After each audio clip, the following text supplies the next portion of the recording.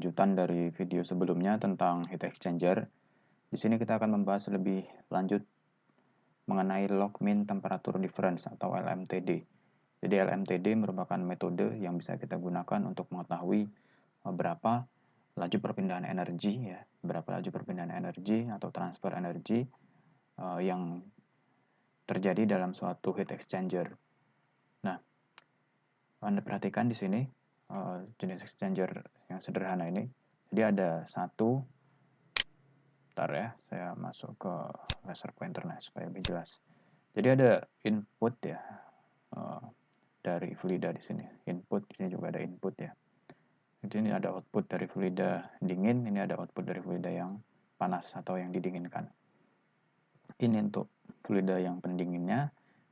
Ini yang warna merah digunakan untuk aliran fluida yang ingin didinginkan ya, atau fluida panas.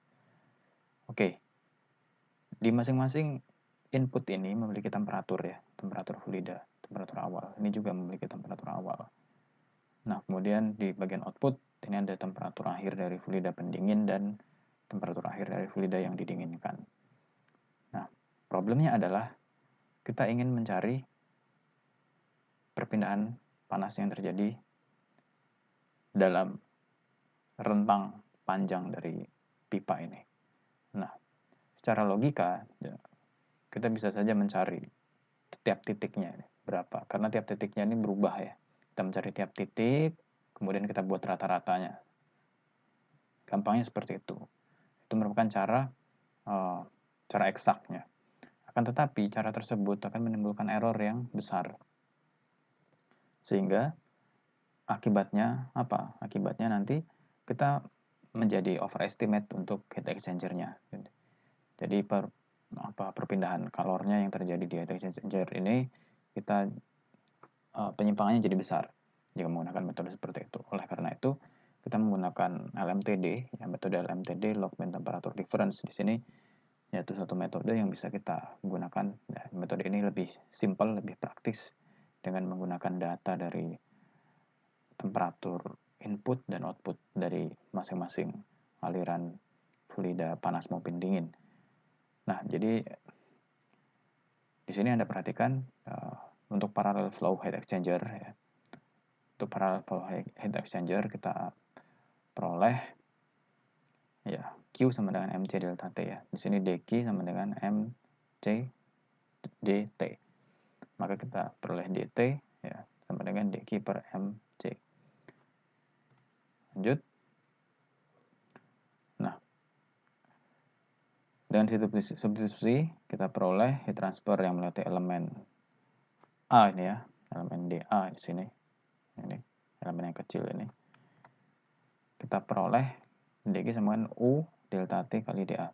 Ini koefisien ya, jadi koefisien perpindahan panas untuk permukaan ya dengan luasan tertentu. Jadi satuannya adalah watt per meter persegi per Kelvin.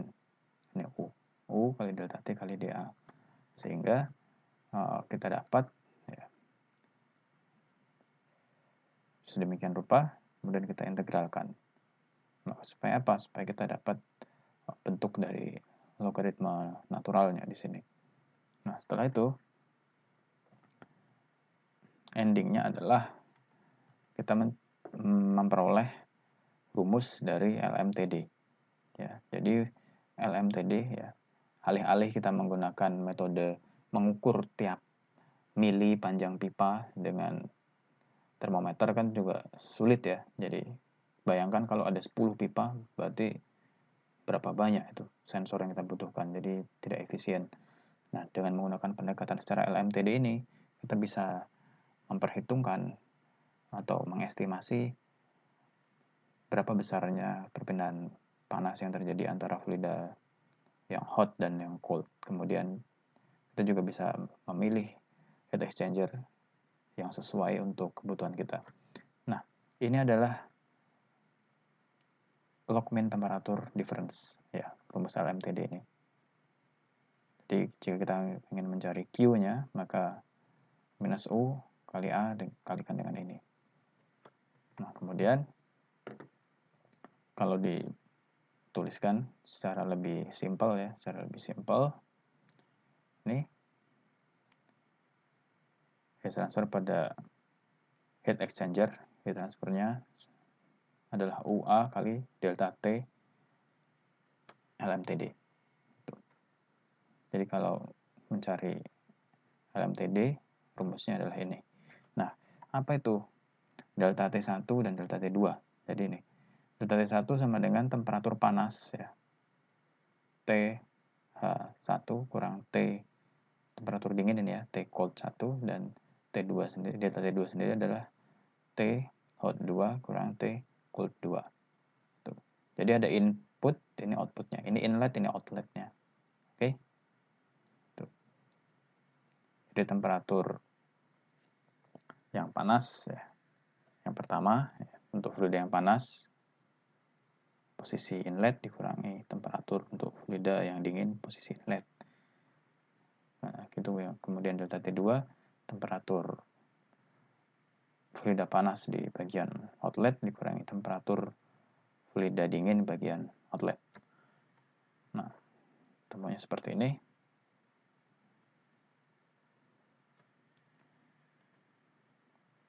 Ini untuk parallel heat exchanger. Nah, kemudian untuk yang counterflow, ya, kita juga bisa hitung. Caranya sama, ya, seperti ini. Kita perhatikan di sini. Tapi bedanya ada di sini. Dengan delta T1 sama dengan TH1 kurang TC2, kalau yang bagian paralel TH1 kurang TC1. Oke. Jadi, jangan tertukar rumus untuk mencari LMTD untuk heat exchanger yang jenis susunannya adalah paralel, ya, alirannya ini. Kemudian ini yang counter ya. Kalau yang counter rumusnya seperti ini. Kalau yang paralel, ya, alirannya yang searah itu seperti ini. Delta T1 delta T2-nya.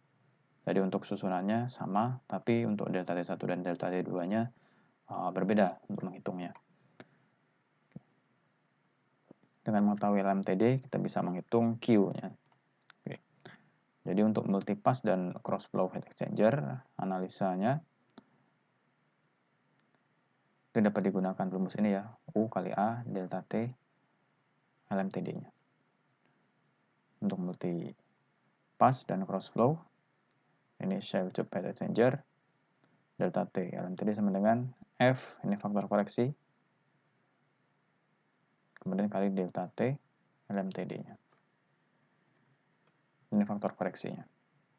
Misalkan ada berapa shell di sana, 2, 4, atau 6, ya. Jadi kita bisa tahu ini sumbu X, ya, ini P,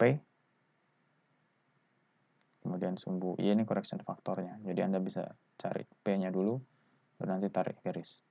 Ya. Di sini Renault-nya.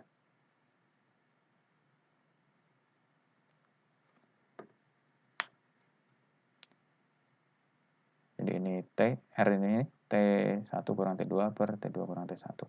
Ini lihat T1, T2. Jadi ini yang fluida dingin, ya. Ini yang fluida yang panas, yang mengalir. Oke. Kalau ini 2 shell, ya. Ini 1 shell, yang ini 2 shell.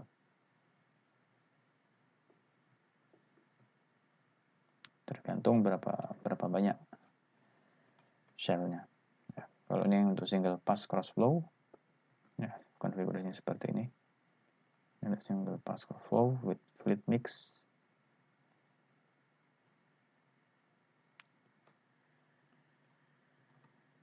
Jadi ada faktor koreksi di sana. Nah, yang perlu Anda perhatikan itu adalah jenisnya, jenis heat exchanger-nya. Itu jenisnya shell tube atau jenis konfigurasi single pass ya. Oke, jadi untuk video yang kedua untuk heat exchanger demikian. Kita akan lanjutkan lagi ke video yang ketiga.